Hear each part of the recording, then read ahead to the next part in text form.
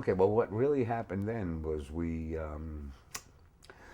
moved to this city. Um,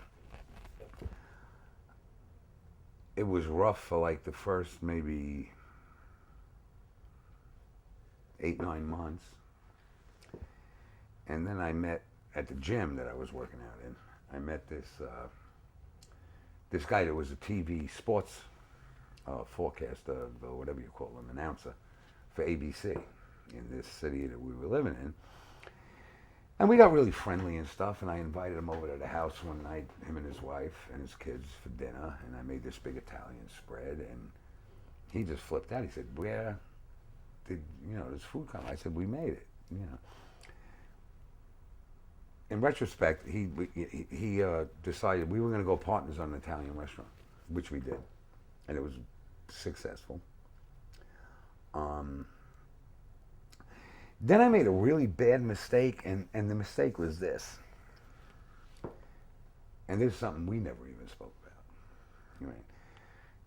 All that time, Danielle and me kept contact from a distance. She wasn't nowhere near where I was. Finally, it got to the point where I was really content enough with my lifestyle and stuff where I just wanted, Danielle out of my life at that point because I needed to concentrate on my wife and my family. At the same time, it was before I testified, so there was all kinds of private investigators looking for me and big time money contract on my head. So what happened was I called Danielle from where she was and I paid for a plane ticket. And she flew to another city close by where I was. And we met and we stayed the night in the hotel. We didn't have sex, we didn't make love, we didn't do none of that. But it was about the breakup. All right? Somehow, and the only way I could figure how is that they got to Danielle and she told them. It was about the breakup. What they did was they went to Denise, and this was after I was gone. They finally tracked my wife down. All right. And they went to her. At that point, we had already broken up. I was off the program. I was back in Los Angeles thinking I was going to put my whole gangster shit back together. What happened was they told my wife, my ex-wife, about this meeting that Danielle and I had, and they made it sound like it was a sneak away, love weekend. And that just totally freaked, my ex-wife out. All right, to the point where she gave them information about me and stuff that should have never, come up, but it did. I dealt with it at trial, but it was, the best advice I could have for any man is stay away from women, because, no matter what, you're gonna get screwed. You're gonna get screwed. No matter what you do, you're gonna get screwed. Here I was trying to break up a relationship, and these fuck faces used it against me to poison, and it was legitimate. I went there to break it up. It broke up, and she went back to where she was from, and I went back to where I was living. And I thought that was the end of it. Until, see, there's lawyers, and they hire private investigators. And lawyers and private investigators, they they're of the same ilk, like they're just really jerk-offs, and they screwed, they did that on purpose.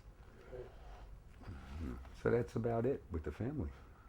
It's not about it. No? Fuck.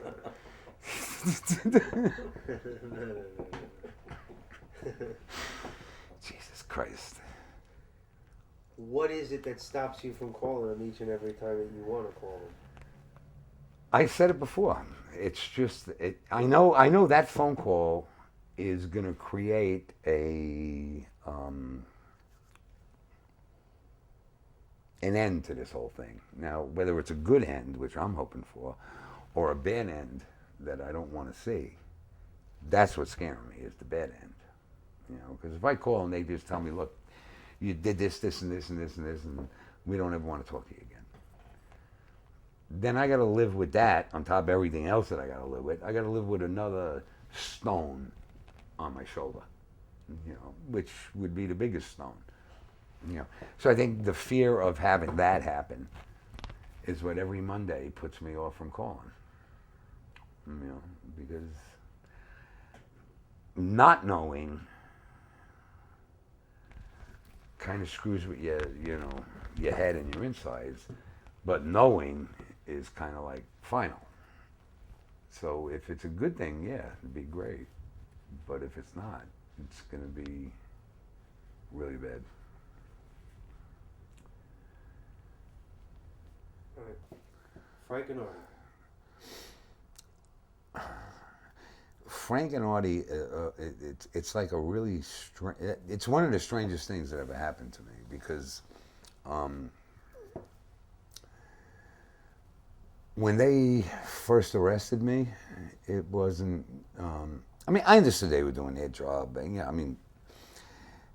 It was about everything, every fiber that I ever grew up with was about how bad these guys were. They were ushmiru. They were cops. They were like the worst thing on the planet because those were the people that were standing between us and our final dreams, so to speak.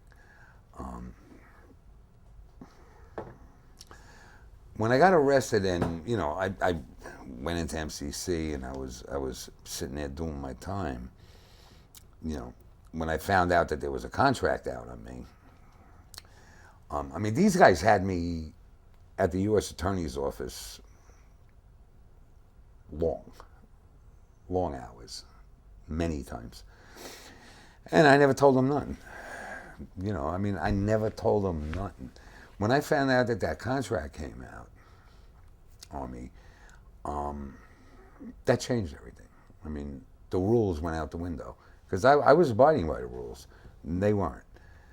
So at that point, I called and said, I got something to talk to you guys about.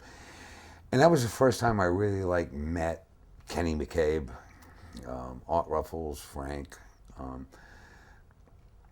Those were the three. There was others. There was Ronnie Cadeau. There were some good people there. But those were the three that I was really, involved with. And of course they sent Frank in to be my best buddy. I didn't know what was going on because he came from Bensonhurst. He was Italian, When I really realized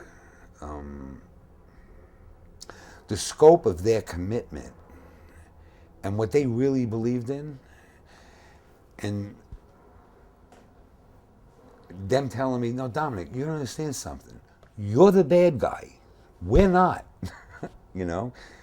And that's when Frank told me, he said, you can talk about all the killings you want to talk about. I had to deal with the families. I had to go and say, we found your son this morning, And my reaction to that was, well, if we didn't kill them, they were going to kill us. So we got that right to protect ourselves. And Frank looked at me and he said, Dominic, nobody's got that right. You don't understand that. Nobody's got that right. When I started to think about it and digest it and think about the families, I really never did that. It was all about who had to go, who didn't have to go, because we were all involved out here. You never realized that there was this. I never thought that if I went, how it was going to affect my ex-wife, my kids. I never thought about that. You don't think about that. You can't think about that because you're involved in this. And dying is an everyday affair. So, you really don't dwell on it. But with Frank and Art, I mean,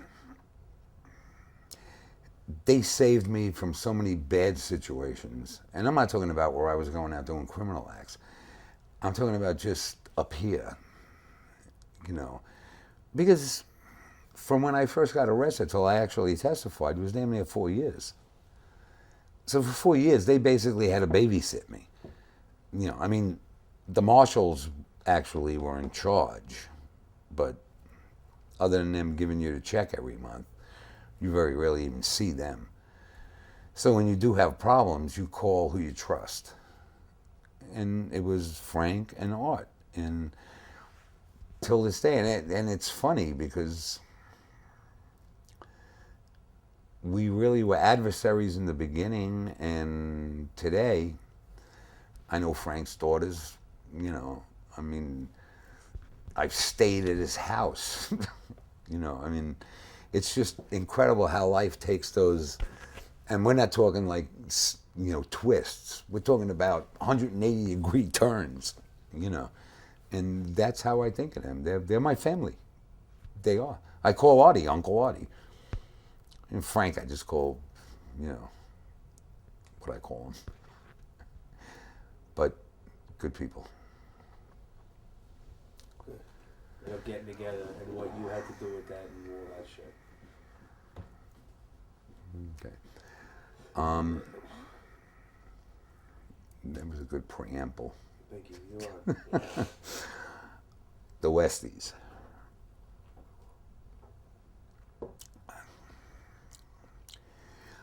Me personally, I had heard of the Westies and knew who they were. But we had nothing to do with them. They were Irish, we were Italians. They were mixed, we were Dagos. That's how they looked at us, that's how we looked at them. I guess it was like 1978.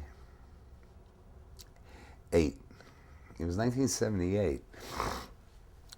Danny Grillo was close with Jimmy Coonan, who was basically, at that time, the underboss of the Westies. Now, the Westies were very involved in unions. Nothing happened on the west side of Manhattan without them getting a piece of it, including if you went on the aircraft carrier. The